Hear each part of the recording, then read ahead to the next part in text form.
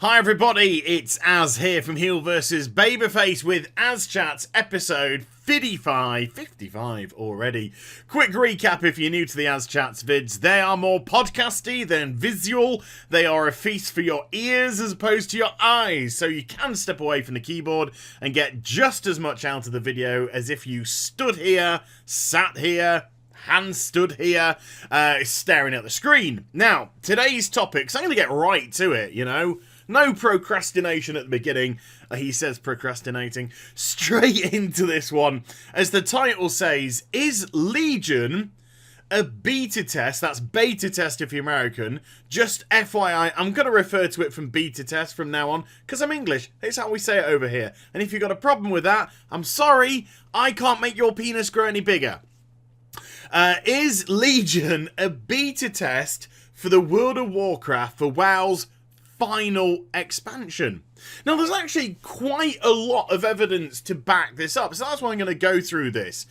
Now, although we have had, during Gamescom, we have had developers in interviews say, you know, in the next expansion, but you have to take things like that with a wee bit of pinch of salt. Of course, Blizzard want there to be another World of Warcraft expansion after Legion.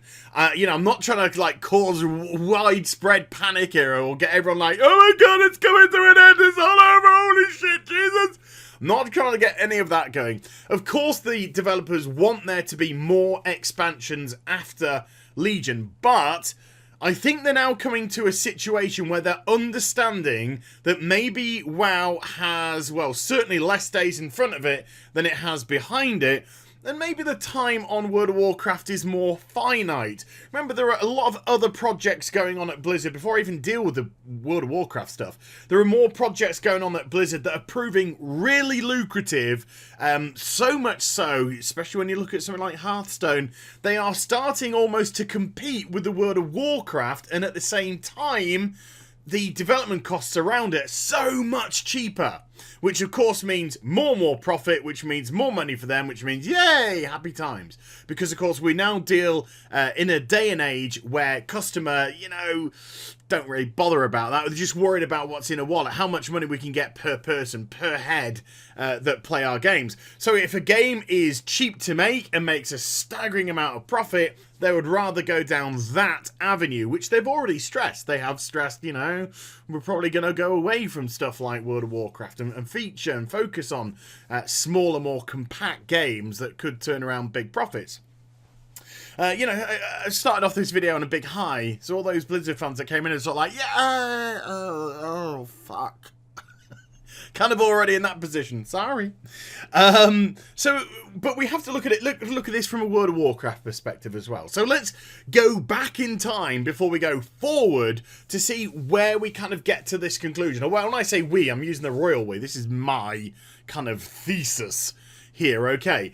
Now, after Wrath of the Lich King, the World of Warcraft tried to go in a new direction with Cataclysm. Deathwing was don't get me wrong, Deathwing was a big character. We all knew about him. We're all aware of him. He was a big hitter. This was a world kind of destroyer.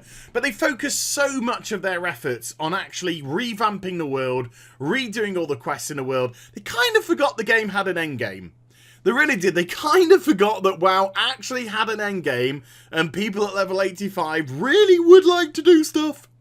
And they really started to tone down the difficulties and stuff because people started crying because the dungeons were so hard. They were a perfect, in my eye, perfect difficulty. So that got nerfed. That pissed a lot of people off. People started leaving. It's the first time that World of Warcraft had actually seen a decline in subscribers. Cataclysm was the first expansion that the World of Warcraft started to peter off. And when you compare what was happening in Cataclysm with what was happening in Wrath of the Lich King, let's say, and I'm not even going to go into the fact, but I'll briefly say, of course, this was where Blizzard no longer became an independent company towards the end of the life of Wrath of the Lich King. This is where they teamed up and became part of Activision and all that. What we know now as Activision, all that kind of stuff. So yeah, it was quite easy to see why there would be a decline, and that now became a very nice excuse and became a very go-to phrase for the World of Warcraft and Blizzard when they decided to do bollocks all and people left. They would just say, well, we expect a decline in this quarter. Of course you fucking expect a decline in this quarter. You did fuck all work to the game and didn't give really people a lot to do. So moving away from Cataclysm, because I thought Cataclysm could have just been a glitch, because so much work did go into the new world, so much work did go into revamping all the quests, all the items, yada yada yada, that I was kind of like, yeah, maybe they just dropped the ball on this one, and I was rather excited for the next expansion. And then they went off at a completely different tangent. Now, although Pandarians had some sort of lore, not huge lore, you know, fuck you, people that want to start challenging me about Warcraft 3. They didn't have a huge amount of lore in the World of Warcraft, and they were introduced initially as an April Fool's joke. That's just a fact. Get the fuck over it. Regardless of what they did with Pandarians after, hell, the only way that you could see a Pandaren before Mists in the game was if you had the pet from the Blizzard store. Holy shit. And I thought that was cute, and I liked it. And to be honest with you, that's the only way that I ever wanted to see a Pandaren in my life, but there we go.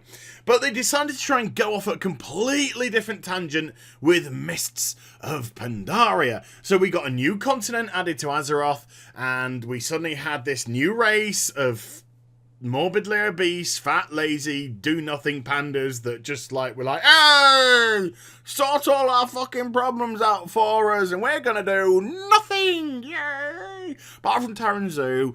Taranzu, though, he's gonna get his neck fucking cut every patch. It's gonna be really funny. So we went over to Pandaria, and this was the first time that we saw Blizzard attempting, in my eyes anyway, to elongate the life of the World of Warcraft. They were sort of like, yeah, we did the big Deathwing, and we've done the big Wrath of the Lich King, and we've done the big Burning Crusade thing. Let's try and just take it down a notch. Let's try and expand the lore of the World of Warcraft. Let's try and expand the world itself and see where the game goes from there. Didn't prove particularly popular with people. And Mists of Pandaria is the first time that we saw a major drop-off in subscribers. Even if you look at Cataclysm, although it dipped about 3 million, 2.9 million or something like that over the course of its life, it did go back up to 10 million for Mists, but then very quickly started to decline. Easy to see why. Once more, the Pandarians weren't engaging. The leveling was absolutely horrible, boring, grindy, monotonous, utter crap. And then when you got to the end of the leveling and were hoping for some good endgame, we suddenly had piss easy dungeons, LFR getting thrown at us left, right and centre, having just come in at the end of Cataclysm. The daily grind was awful. The loot was hidden behind all the vendors, so you had to do it. It was an absolute mess. 5.1 didn't do a lot to change that. We had a fantastic storyline. Sadly, though, it was wrapped around a big pile of poo in Domination Point and Lion's Landing. Those two areas were awful. The dailies there were awful. Blizzard were trying desperately hard to force PvP onto people, and people were just like, no, I just want to get on with my shit. You know, put some proper PvP elements in and we'll PvP, but we just want to get on with our shit. And then 5.2 came along, and 5.2 was awesome. It was the perfect balance and potentially, in my eyes, the best patch the World of Warcraft has ever. So anyone that wants to see my 0.2 patch video, you know what's going to be number one. It is, in my eyes, potentially the best patch ever in the World of Warcraft 5.2. It brought everything. It brought such a mixture. It was the perfect blend. You want to grind? You had the Isle of Giants. You wanted to do dailies in a reasonable number? You had the Isle of Thunder. You also had the unlocking. You also had the raid to go into as well. You also had all the rares. You had all the little gubbins going on, all these little quarters, and it just worked perfectly. Such a great balance of content, and it was a good amount of content as well. Even had the Zandalari Warbringers and the scouts that were helping you get your reps up and also get some mounts, yada yada yada. It was awesome. 5.3 came along. It was shite.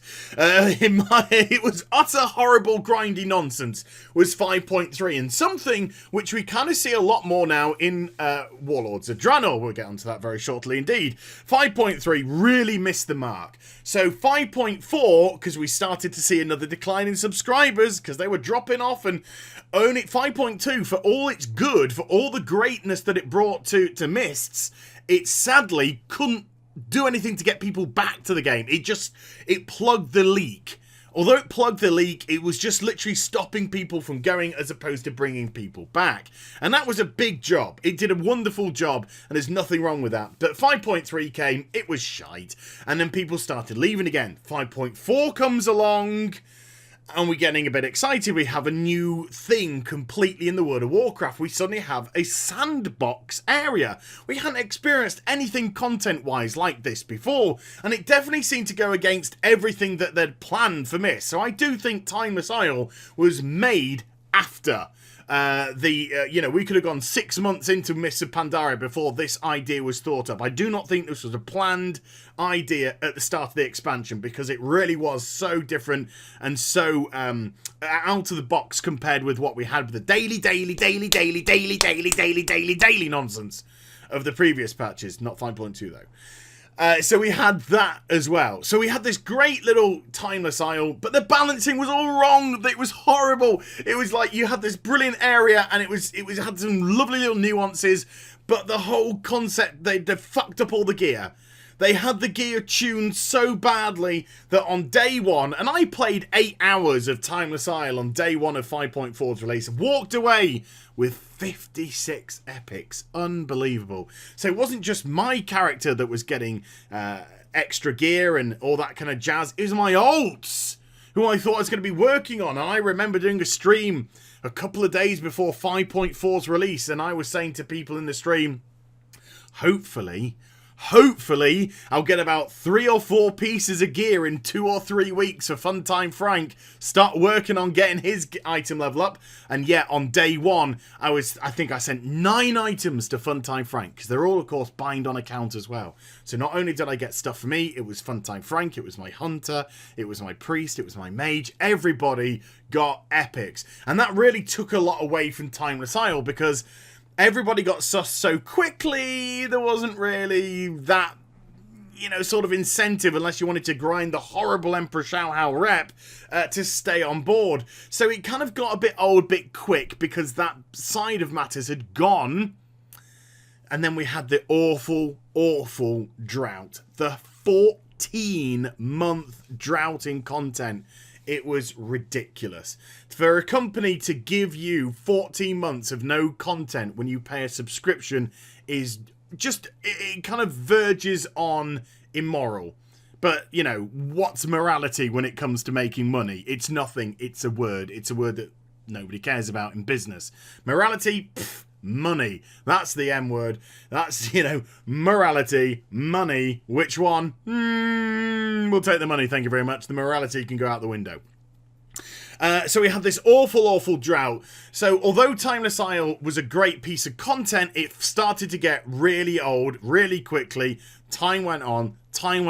People got pissed. Subs plummeted once more. But sadly, it's not just a matter of people leaving the World of Warcraft. It was the attitude of Blizzard Entertainment. You see, Blizzard could have, shoulda, woulda, coulda, but didn't. Could have provided a 5.5. In actual fact, a 5.5 was planned for Mists of Pandaria. But then we got BlizzCon, con being the operative word, 2013. The infamous BlizzCon, I would say, because they announced Warlords of Draenor and they showed us all of this stuff that they were going to do. Look at all these zones. Look at Farallon, which is, Netherstorm in Outland. You're going to be able to do this. You're going to be able to do that. This is your capital city. That's your capital city. You're going to go to Ashran. You're going to build things. You're going to be siege vehicles. You're going to blow the enemy base up. Everyone's going to get hand jobs. It's going to be awesome. And, 5% of it happened. It was just, honest to God, it was just awful. What got cut. It was insane. It was insane, and we had no idea, because the last 3 or 4 years when we've been playing the World of Warcraft and people are saying there's nothing to do in Cataclysm, and people turn around and say, yeah, that's because they're working on the next expansion. And then Mists of Pandaria comes along and people are like, it's 14 months of fuck all to do. And then people turn around and go, that's because they're working on the next expansion. And then Warlords of Draenor comes along and there's fuck all to do. And guess what? Yep, people turn around and go, it's because they're working on the next expansion. You think they would have fucking learned by now? You really would, you know? Once bitten, twice shy? No? Okay, let's just go with the same old tired argument. They're probably working on the next expansion. Now, the reality of the matter is we don't know what's going on. We don't know if it was a business idea, a plan, a remit, whatever, from either Blizzard Entertainment or the contract which they signed with Activision to say, look, you know, let's put as little work in as possible, you know, phrased slightly differently, you know, be phrased in a way of, you know, let's try to, you know, streamline the content while reusing, you know, existing assets to provide them with further content in an effort to, not eat up too much of development time and maximize profits. Blah, blah, blah, blah, blah. You know, you get the drift. You kind of get the drift. And of course, what happened in Warlords of Draenor is we've seen an unprecedented amount of subscription losses. And again, not difficult to understand why. It's so easy to understand why, because it was literally as if after the leveling up procedure and after you'd done a part of like 3 or 4 weeks of 6.0 content, it really was as if they just stopped. They just stopped and a skeleton staff continued to work on the game, reusing existing assets, rehashing content, and the other lot, guess what? Well, they actually did start working on the next expansion. Or so they say, so even Blizzard say. Well, we actually started working on the next expansion. They were actually working on the next expansion before Warlords came out. Well, you know, probably a good idea why it's so fucking shit then, isn't it? So, you know, we kind of had all that stuff. And we had the most unprecedented drop in subscription numbers that the World of Warcraft have ever seen. In 6 months. 6 months! Well, they lost nearly 45% of their whole customer base. It's an insane amount. Literally, that's sort of Ratner Jury type of territory. And if you don't understand, if you're a bit too young to understand that analogy, folks, there was a chap, I think it's called Jeremy Ratner. He might, something like that anyway. And he was at some sort of conference about Ratner's Jewelers. And Ratner's were jewelers in the UK. A chain of jewelers. And it's some sort of either events evening or awards evening. He comes on stage and he decides to tell a joke. And his joke was something along the lines of, a prawn sandwich lasts longer than our jewellery does.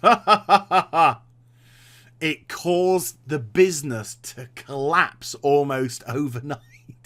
You've never seen such a decline of a company.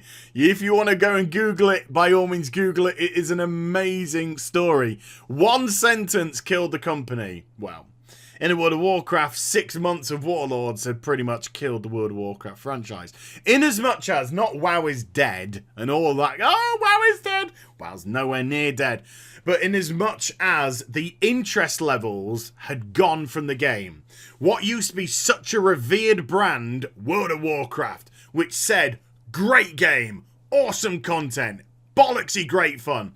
That no longer stood for it. It no longer stood for any of that. It stood for microtransactions on top of subscription fees. Fuck all to do. Take your money. Can you play us any more just for any other games? It just became such a bit of a farce. World of Warcraft people were like, oh no. Yeah. Came almost a bit of a pariah. So with such a staggering loss in subscribers, 45 odd %, just round it up, because, you know, we're 0.1% out, you know. Let's just round up. 45% of subscriptions completely gone from the game within 6 months. Blizzard have to start looking at the fact that they have lost the trust of the gaming community within the World of Warcraft. And not only that, but they have lost the trust of people who would have normally stuck around. So somebody who would have come on, started playing the new expansion, probably would have stuck around 3, 4, 5, 6 months. That person was kind of like, well, and I'm going to use a couple of my friends as an example. Monkey Ball, one of my friends, and Camel Toast, one of my friends, who bought into the hype. They said, you know, and I was saying, look, 6.0 is a great patch. You want to try it out. You really want to get back on World of Warcraft. These are people that had left. And understandably during mists. So they came back and they like, yeah, this leveling's awesome, this world's awesome. And then we all hit end level and they're like, what can you do now? And you're just like, ooh. So within a few weeks, within the first month of his subscription, I think at the end of December, it was like, no, I'm done. You know, my December subscriptions run out. Both of them just like, nah, there's naught to do. There's naught to do. We're not raiding at the moment. There's nothing to do. We've done the dungeons. We've run them ragged. We've got all that we need to get from them. LFR's open and that gives better gear and LFR shit. There's no other out-of-world content to do, blah, blah. You get the story. Look, we've all been there. I don't have to repeat this kind of stuff to you. We've all been there. We all understand how the fuck it's going on.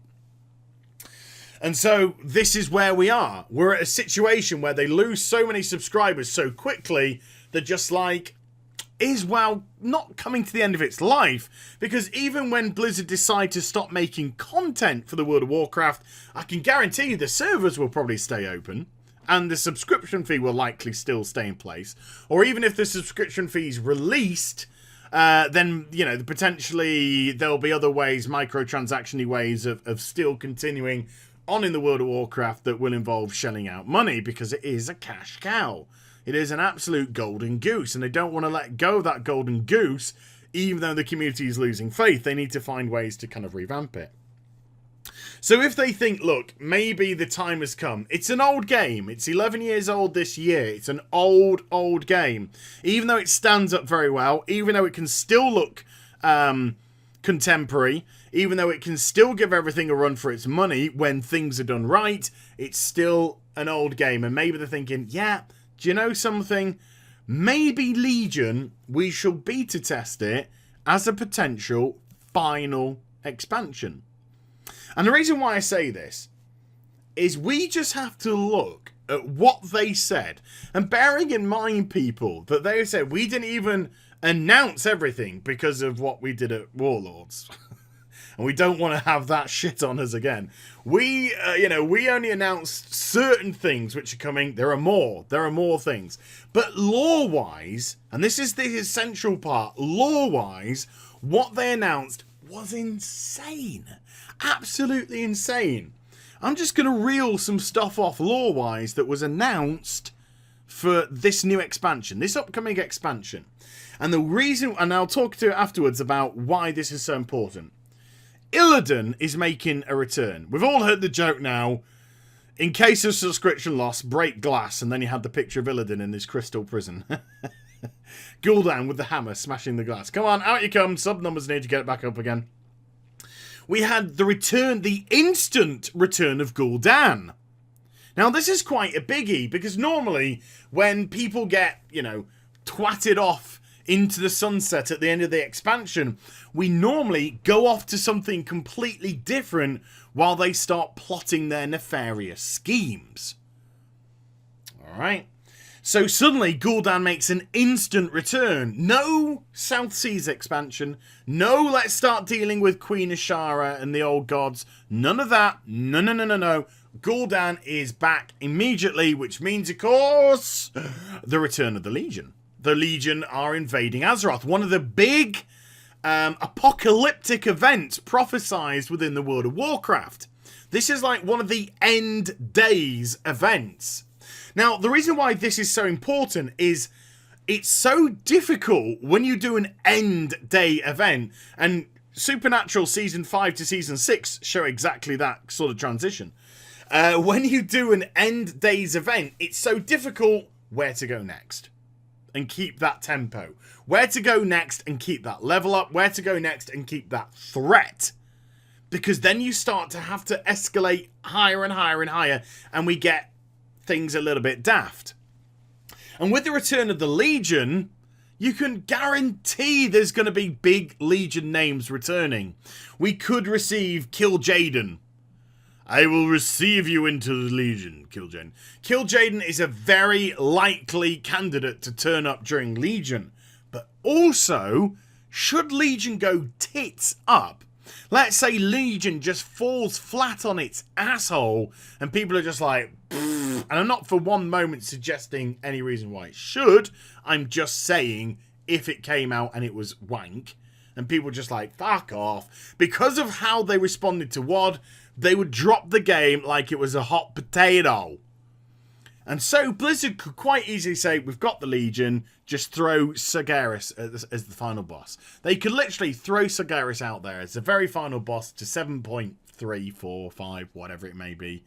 And then sort of wrap it up. Right, that's the last expansion. Because numbers are down to 3 million. No point putting resources making more expansions. We might as well either have smaller little content patches which will just get added on here and there. Or we'll say, that's the final one, folks. That's the story told. Let's move on into other stuff. But the servers will stay open for people that are dedicated. But that's just the Legion stuff. On top of that, we have, of course, Ashara's Envoy. I can't remember what her name was. But we're going to have a Queen Ashara Envoy coming in, which links Ashara into it, which could potentially bring Ashara into the expansion. We have the Emerald Dream, and we have the Emerald Nightmare. And in the Emerald Nightmare, we have Xavius. And Xavius has not only links to the Emerald Dream and Nightmare, of course, but he's got links to Ashara, which then ties Ashara back in, and he's got ties to the old gods, which tie the old gods back in. Special boss at the end of the Emerald Nightmare raid, by any chance? Enzog, maybe. Who knows? But it ties in a lot of loose threads. And then Blizzard have also said that Turalyon and Illyria are also coming back.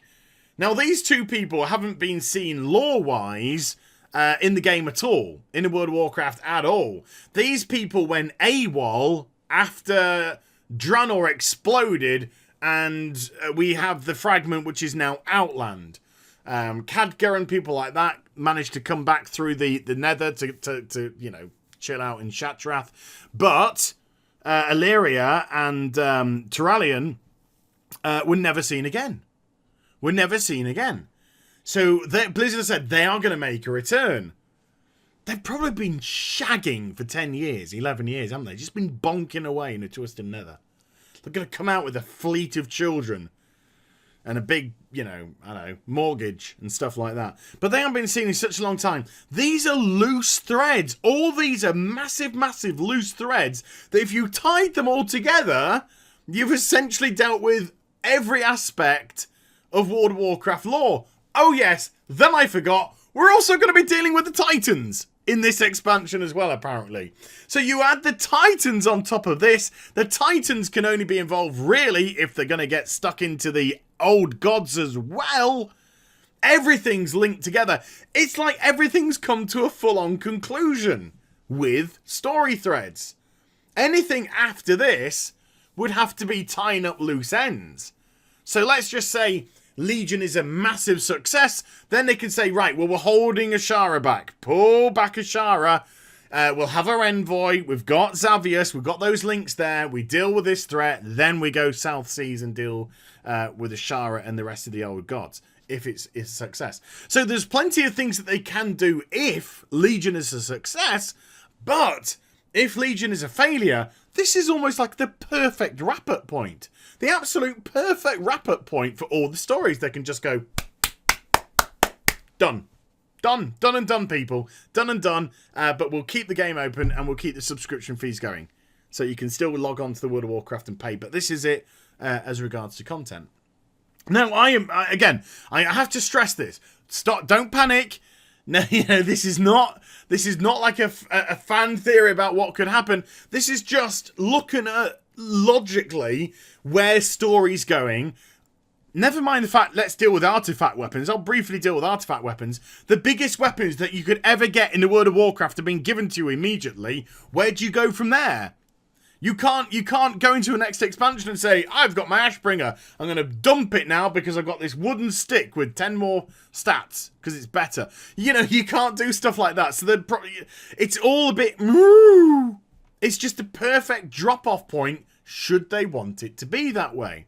And it was one of the very first things that I thought when they went through the announcement and when they started saying, yeah, Titans, Illidan, Gul'dan, Ashara's Envoys, Emerald Dream, Emerald Nightmare, Turalyon, Illyria, Legion, Xavius, and I was just like, fucking hell, that's the end of the game. That's everything. That's everything. Full stop. Thank you very much. If this expansion's a nightmare, if this expansion falls on its ass, Well, there we go. We're going out. We're going out tying stuff up for you. So it's a very intriguing amount of content to put in a game. And when I was streaming last night, somebody said to me, do you think there's going to be too much content within this expansion? Now, first and foremost, somebody who's played through MOP, I, at this present moment in time, could never ever say there is too much content. You can't give me too much content. I will quite happily take content till it's coming out of every orifice I have on my body. I will quite happily log into the World of Warcraft for 6 months in a row thinking, holy shit, and I still haven't done that bit. I would love to be able to do that. Will it? I very much doubt it. But I would adore it. I would be absolutely ecstatic and over the moon with the game if I could log in and be that guy that 6, 7, 8, 9 months down the line was just like, oh, and I've still got my professions. This is awesome. I've still got to work on this. I've still got to work on that. I'm still working on this. I'm still doing that. I'm loving doing this because this is awesome and I'm also enjoying doing that. Love to be that guy. Trust me. Trust me. It'd make my life so much easier when making videos. It really would make them so much easier. So there seems to be a lot of eggs in this basket, but they all tie up together. I mean, I know it could, in theory, sound messy on paper, but it all links up. Illidan links to the Legion. The Legion links to Gul'dan. Ashara links to... Ashara's envoy, of course, links to Ashara, plus Xavius links to Ashara, and Xavius also links to the Emerald Dream and the Nightmare.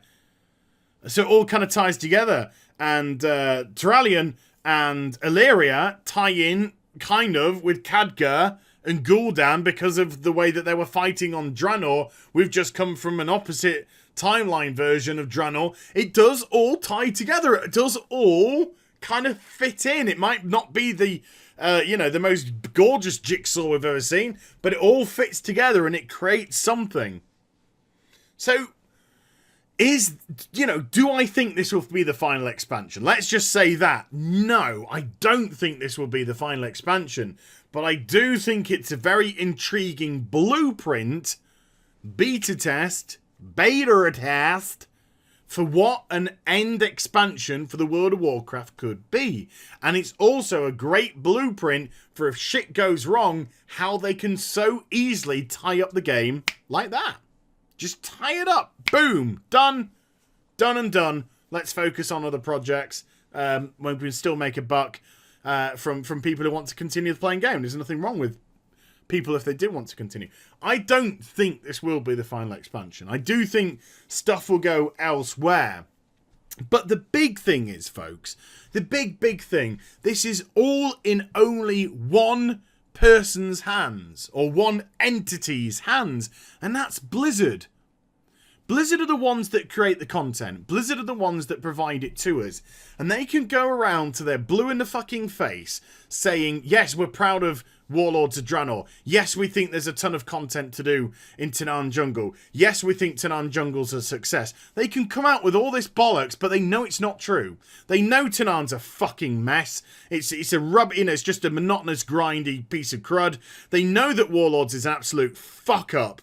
You'll never get them to admit it, but they know it's an absolute fuck up. They know they dropped the ball. They know they've been dropping the ball for a while now.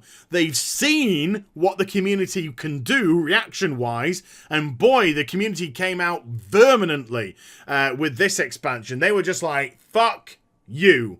And I don't think Blizzard actually thought that would be the case. I don't think they legitimately thought the community did have that maybe bollocks, maybe authority, staying powers, to turn around and go, no more money. So Legion is fully in Blizzard's hands. If they provide all of this stuff, then it sounds like there could be some great storylines. But if half of this stuff, 75% of this stuff, is done throughout the course of leveling up, so when we get to the end game, again, we're full of nothing, then it could probably cause many problems. They have to give us a lot of diversity at endgame. They have to give us a lot of choices at endgame. They can't do what they've been doing with this expansion at all and just saying, right, you know, we'll plug 8 areas there and we'll just randomly send you to one on a daily basis. That's gonna fall on its ass. There has to be new ideas. There has to be fresh ideas. There has to be fresh forms of content. There has to be a diverse form of content. Diverse forms of content. There has to be new, fresh dungeons every patch. There has to be all this kind of stuff. Because do you know why? People fucking deserve it with the money that they pay. The extortionate amount of monies that this company gets for its profits, there is nothing whatsoever to say that they can't do this. And they can't say anything with it. They can't say bullshit resources. Can't do anything like that. No, it's all in their hands. It's all in their hands. So if this does, for some bizarre reason, become the very final expansion of World of Warcraft, you can rest assured it will solely lie at the blame of one entity, and that would be Blizzard, not fulfilling promises, or not. When I say promises, obviously fulfilling what they said they were going to do. We never promise. But it'd all be down to Blizzard not fulfilling what could have been there. But only time will tell. So there we go. Legion, yeah, it's definitely a blueprint for a final expansion. Will it prove to be? Well, again, only Blizzard can answer that, and they can only answer it with how they deliver the content for the next expansion. So AZCHATS 55 comes to an end, and I hope you enjoyed the vid. If you did, do give it a thumbs up and also subscribe to my channel. Follow me on social media and Twitch for live streaming. Those links are in the description box down below. And I'm pointing at my groin. And I shall be back with some more stuff very soon. Ladies, you take care, everybody. Bye-bye.